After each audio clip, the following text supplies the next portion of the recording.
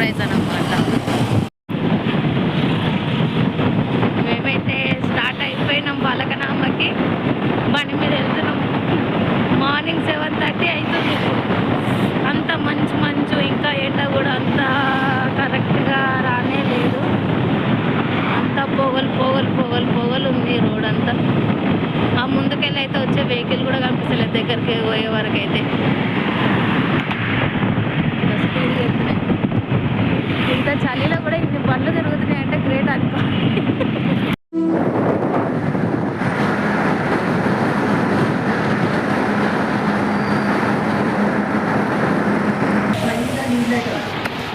మేమైతే ఫలక్నామాకి అయితే వచ్చేసినాం అనమాట.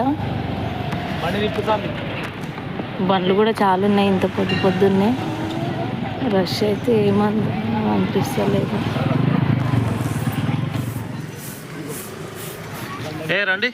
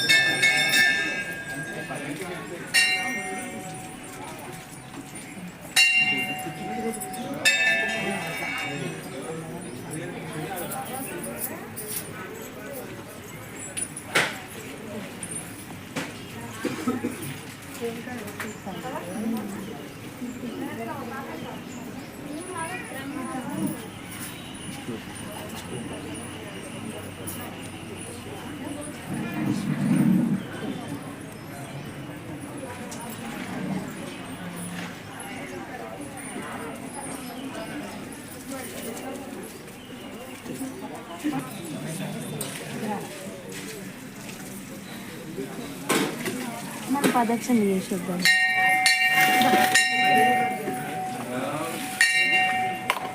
అదైతే పూజ పలకనంలో కరెక్ట్గా మంచిగా అయ్యింది. పూజ అయితే రష్ అయితే అంత ఎక్కువ అయితే ఎవరు లేరు, కానీ ఇప్పుడు చాలా పబ్లిక్ వస్తున్నారు.